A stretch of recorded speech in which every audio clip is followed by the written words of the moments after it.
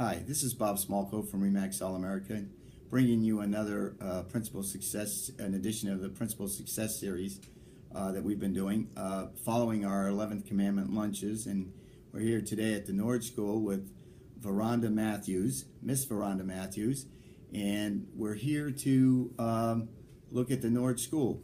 Veranda, can you just give us a little bit of your background and your education? And we saw your, took a picture with your degree up there. Sure. I am actually a product of Williamsburg, James City County Public Schools, actually having attended Norge Elementary School for my elementary years. I have a bachelor's degree in psychology from Hampton University, followed by a master's in teaching from the same university. And about 4 years ago, I returned to another postgraduate program at the College of William and Mary for educational policy planning and leadership. Wow. That's a mouthful, that last one there. So anyway, just to share my experiences here, well, first of all, the reason we do these things, these interviews, is because we want to put a face on the school, and the best place to do that is with the principal. And that's one of the major questions asked when somebody's moving to the area, moving around the communities, that they ask about the schools and the quality and so forth. And this gives them an opportunity to get a first-hand look at it. One of the areas that we look at is, do you know approximately how many students are in this school? Is it?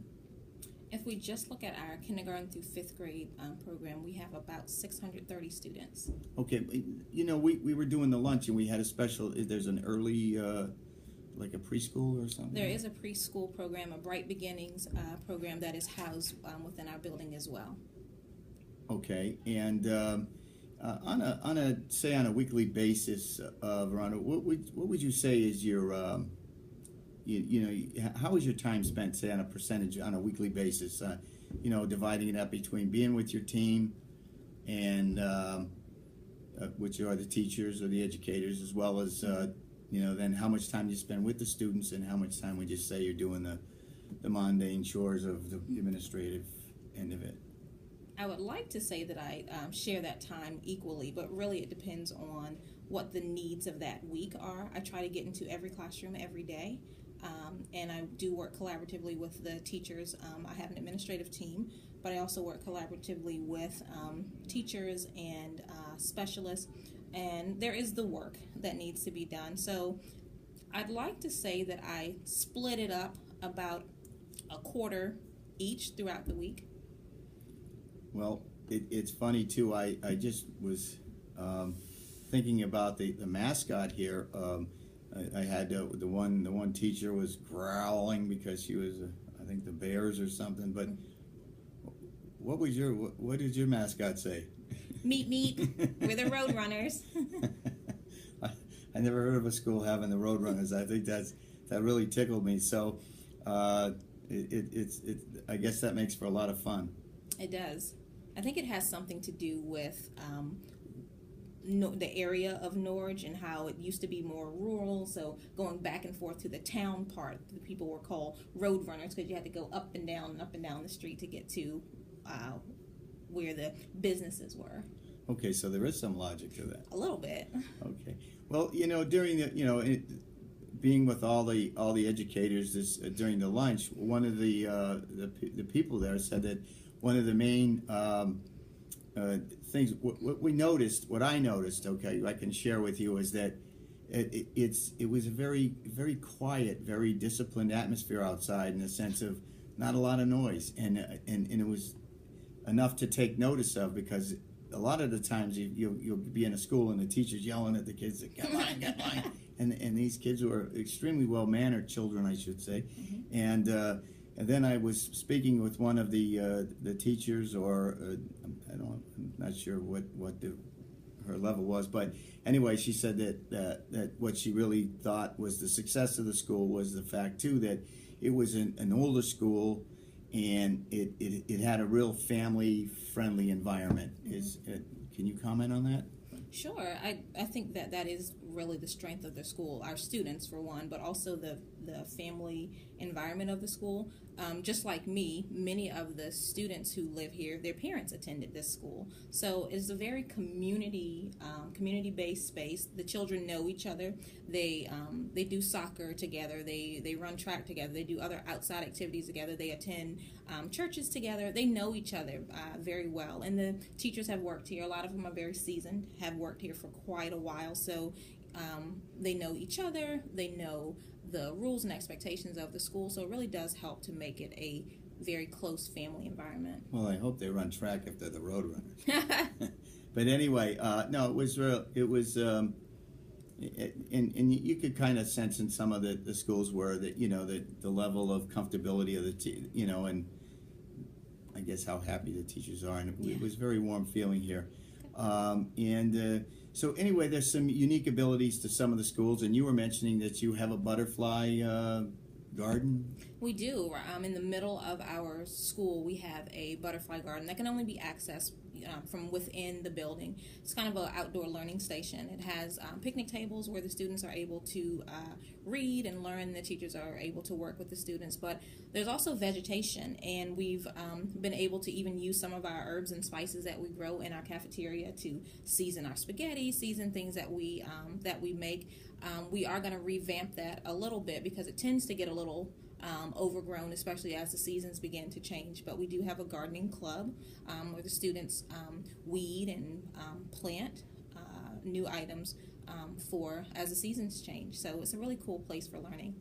Oh, geez, maybe I need a couple of those. My wife's looking for somebody to help her with the leaves. But anyway, are there any extracurricular activities outside, like community things? I know this is a tough question for elementary level because we do all the levels of schools, but are they involved in the community? I know it's a little difficult at their age for them to be out there, but some of them do different projects for different things. Is there anything specific that might be going on?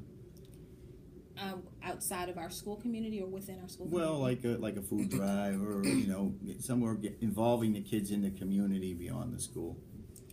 We do have a partnership with both Boys and Girl Scouts where the students work collaboratively here.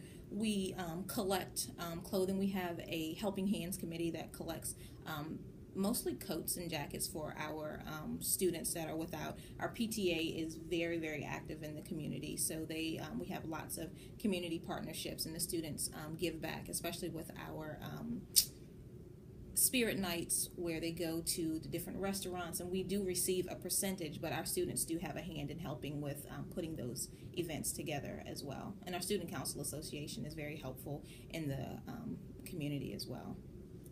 One of the questions that we always ask is just that the Williamsburg, James City County, the superintendent and so forth has their mission statements and so forth, and everybody's following in on the same level, but there's a little bit of unique ability to each school, and I'm going to ask you this question, but I think we already answered it. It's about the family atmosphere, about so I'm going to probably say that would suffice that situation. Now, on one of the last questions we ask is that we watched this Windows 10 commercial come out and says one of these kids is going to change the world, and my question to you, Ms. Matthews, is Norge School, the Norge Roadrunners, ready? And we're really relating that to technology. I think so, and I'd definitely say even before the technology piece, one of the greatest things that we do is build relationships with students and give them that can-do attitude.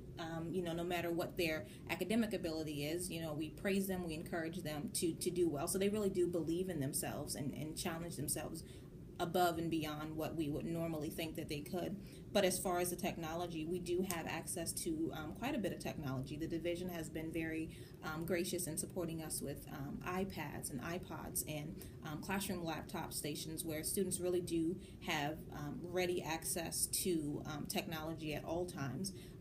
Technology continues to grow. It changes pretty rapidly, so we don't get our hands on things as quickly as we'd like to, but we certainly do have the latest technologies that are out.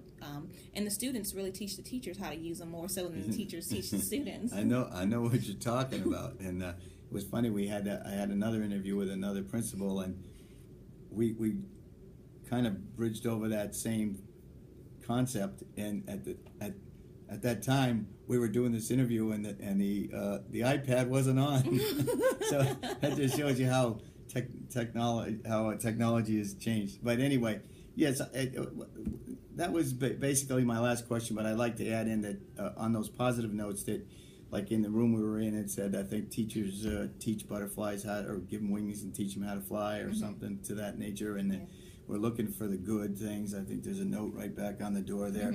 And there is a real positive attitude here in Norge. I'm very impressed with your school, the job you're doing, and the children are just so well behaved. It's commendable. Thank you very much. I'd really like to thank you for, especially on short notice, because Miss Matthews bailed us out on a scheduling problem getting the 11th Commandment lunch in, and we really want to thank her for doing that too.